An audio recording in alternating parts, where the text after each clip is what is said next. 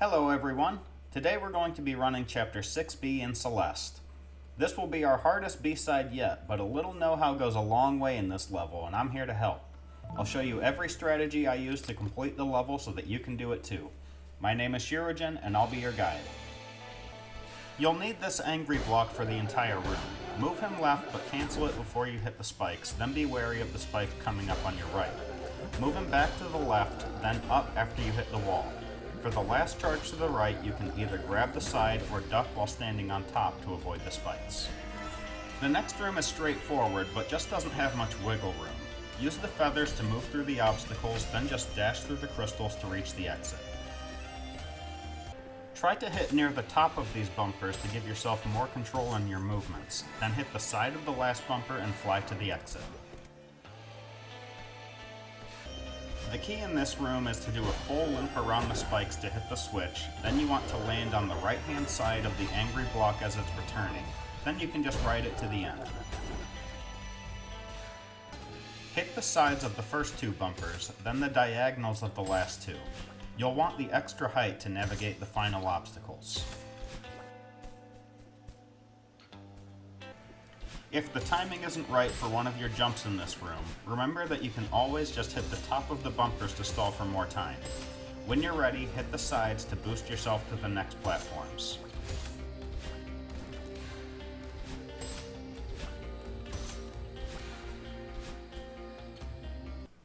The hardest part of this next room is figuring out the timing. Hit the angry block, then jump to the feather before it crashes, fly to the left and loop around so that you can reach the block's right hand side as it passes. Hit it again, then quickly use the bumper to catch up to the block before it passes back through the spikes. Hit it again, then climb up to the next angry block and hit that one. If you were quick enough, both blocks should be in about the same spot on the screen.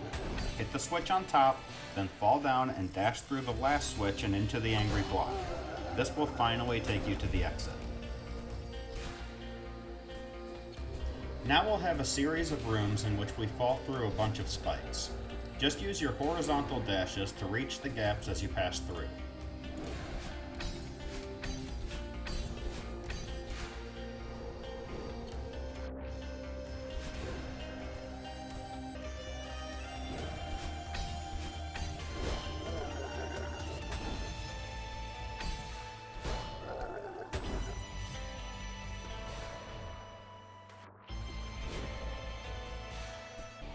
This next room has a couple of bumpers in it. Just hit the sides, but otherwise tackle this room the same way you did the others.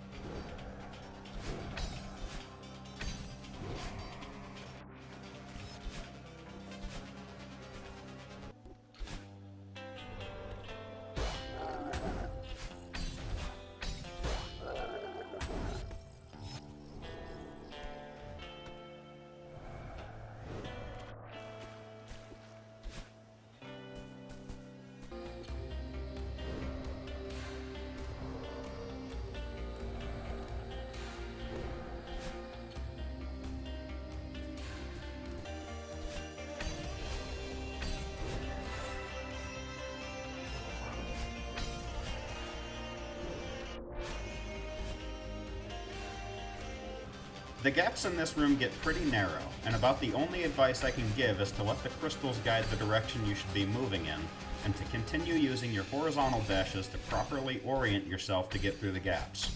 At the end of the day, you'll just have to get used to the distance, because even a small error will get you killed.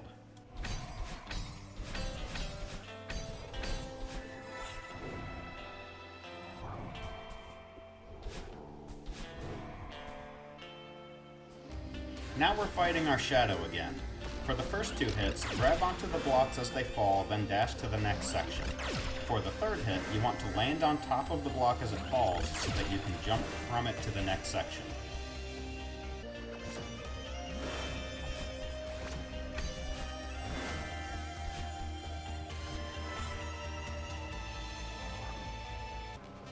You once again want to land on top of the block as it falls, then you can dash all the way to the right to get a second hit before you grab the feather.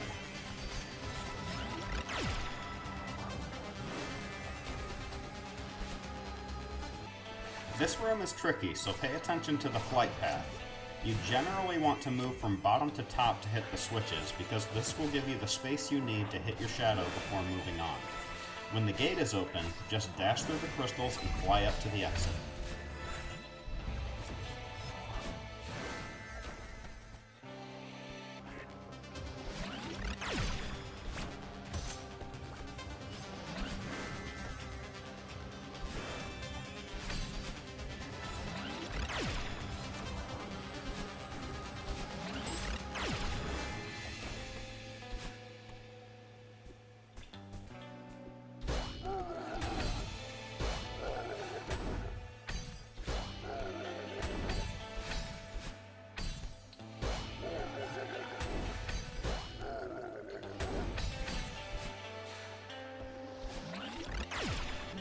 Two things to look out for here. Your shadow will almost certainly get some beams off, so adjust accordingly. In addition, make sure you don't use any unwanted momentum from the blocks as they're patrolling.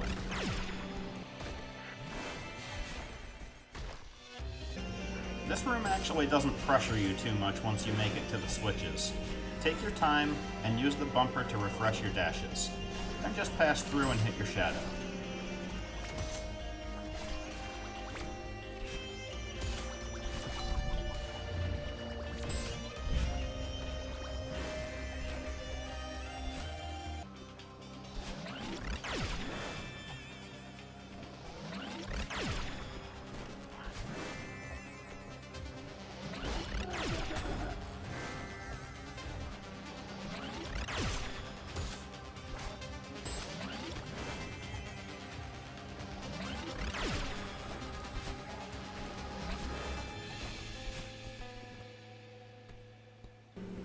In this room, just make sure you hit the angry block before you grab the third feather, or you're going to get stuck.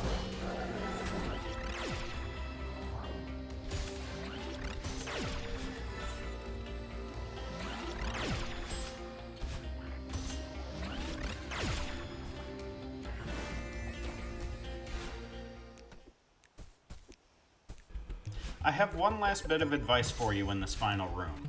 If you're in front of a music block when it should become active, it'll wait for you to move before becoming solid.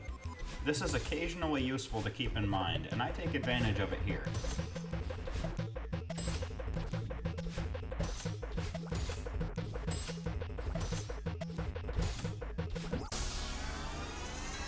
Congrats on getting your next Crystal Heart! Just 2 more B-sides to go. I hope to see you next time when we tackle Chapter 7B.